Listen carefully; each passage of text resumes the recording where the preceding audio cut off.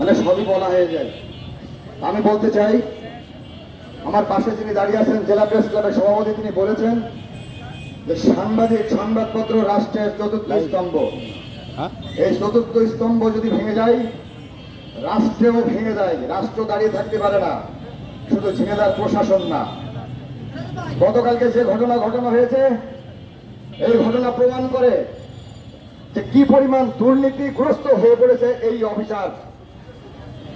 সাংবাদিক দেখে যে ভয় পায়, সাংবাদিক আতঙ্কে যে ভোগে, বোঝাই যায় যে তার ভিতরে কত পরিমাণ দুর্নীতি হয়েছে। আমি লম্বা বক্তব্য দেব না। আমরা গতকালকে থেকে প্রশাসনের সাথে যোগাযোগ রেখে চলছি, বিদ্যুৎ বিভাগের কর্মকর্তাদের সাথে যোগাযোগ রেখে চলছি। আমাদের একটাই দাবি, শুধু অপসারণ না, তাকে চাকরিচ্যুত করতে হবে। আমরা আলটিমেটাম দেব, লাগাতার কর্মসূচি থাকবে, কর্মসূচি অব্যাহত থাকবে। আমরা জনসাধারণকে সাথে নিয়ে, পেশাজীবী সংগঠনকে সাথে নিয়ে আপনার বিরুদ্ধে প্রয়োজনে বৃহত্তর সমাবেশ ডেকে দেব। যতদিন এখানে থাকবেন, জানা যাওয়া পর্যন্ত আমাদের কর্মসূচি এখানে থাকবে। শৈলকুপার ঘটনা নিয়ে আমরা আলোচনা করেছি, বারবার বলেছি সন্ত্রাসীকে গ্রেপ্তার করা হোক। কি শক্তিধর সেই সন্ত্রাসী! একের পর এক ঘটনা ঘটে শৈলকুপায়। মনে হয় একটা বর্বর জাতি বাস করে, কোন ঘর বাড়ি সুস্থ নেই, কুপিয়ে কুপিয়ে তছনছ করা হয়। প্রতিদিন হামলা মামলার ঘটনা ঘটে, অসুস্থ মানুষ মনে হয় সেখানে বাস করে। আমরা জানি বাংলাদেশের সর্বোচ্চ শিখরে অবস্থান করে শৈলকুপার অনেক মানুষ, বড় বড় অফিসার তারা। আমরা তাদের প্রতি শ্রদ্ধা রেখেই বলতে চাই, যারা কিনা এই জায়গায় বাস করে তারা মনে হয় একেবারেই বর্বর জাতি। প্রশাসন থেকে বিচ্ছিন্ন নাকি তারা? এই উপজাতিকে দেখা হোক কঠিন ভাবে। এরা কোন ধরনের উপজাতি?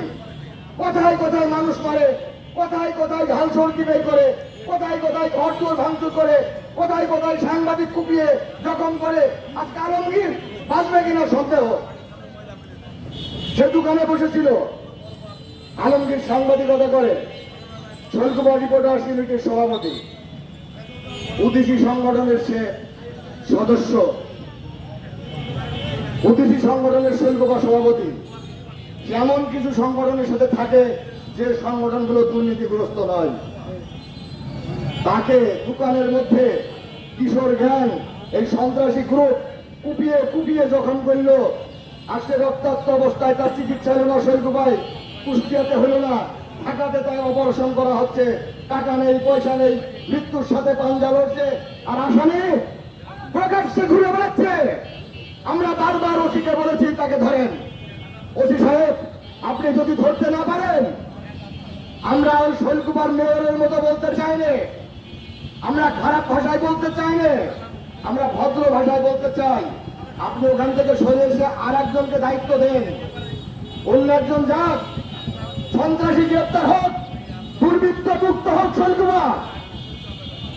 এক্সচেঞ্জ সাহেবের কোথায় আবার আসি, যতক্ষণ পর্যন্ত এই এক্সচেঞ্জ এখানে থাকবে, আমাদের যে কর্মকাণ্ড সুস্থ ধারার মধ্য দিয়ে ঝিনেদার সকল পেশাজীবী সংগঠন, সামাজিক সংগঠন, সাংস্কৃতিক সংগঠন, সকল সাংবাদিক সংগঠন সবাইকে নিয়ে আমরা শান্তিপূর্ণ আন্দোলনের মধ্য দিয়ে আপনার বিদায় ঘণ্টা বাজাবো ইনশাল্লাহ। আমি আজকে এই কর্মসূচিতে যারা অংশগ্রহণ করেছেন, শৈলকুপার উদিসি সংগঠন, শৈলকুপার reporters unity, Shailkupa press club, ঝিনেদার জেলা প্রেস ক্লাব, প্রেস ইউনিটি, এখানকার reporters unity, Bangladesh press club, এখানকার আমার পাশে দাঁড়িয়ে আছে আমাদের সুযোগ্য মহিলা ভাইস চেয়ারম্যান, যিনি বিপুল ভোটে নির্বাচিত হয়েছেন, ঝিনেদার জেলা উদিসি সংগঠন, সকল সংগঠনের প্রতি আমরা কৃতজ্ঞতা এবং ভালোবাসা জানাই। আপনাদের প্রতি স্যালুট জানাই, যে সাংবাদিক বন্ধুদের উপরে হামলা মামলার ঘটনায় আপনারা সাড়া দিয়েছেন। আমি আপনাদের কাছে আবারও উদ্যত আহ্বান জানাবো, আমরা আগামীতে যে কর্মসূচি ঘোষণা করব সেই কর্মসূচির সাথে আপনারা ঐক্যবদ্ধ থাকবেন। আর একটা কথা বলি, এক্সচেঞ্জ সাহেব, আপনি কোথায় কোথায় মামলা করছেন, কোথায় কোথায় চিঠি করছেন, জিডির কিছু দেখেননি, মামলার কিছু দেখেননি। প্রত্যেকটা সাংবাদিক একটা একটা করে আপনার বিরুদ্ধে জিডি করবে। আমরা আপনার বিরুদ্ধে জিডি করবো। আপনি এখান থেকে যাবেন না কতক্ষণ। সর্বশেষ সবাইকে আবারও ধন্যবাদ, কৃতজ্ঞতা জানিয়ে আজকের কর্মসূচি শেষ করছি। আমরা সুইট হোটেলের সামনে থেকে পায়রা চত্বর ঘুরে একটা শান্তিপূর্ণভাবে বিক্ষোভ প্রদর্শন করব।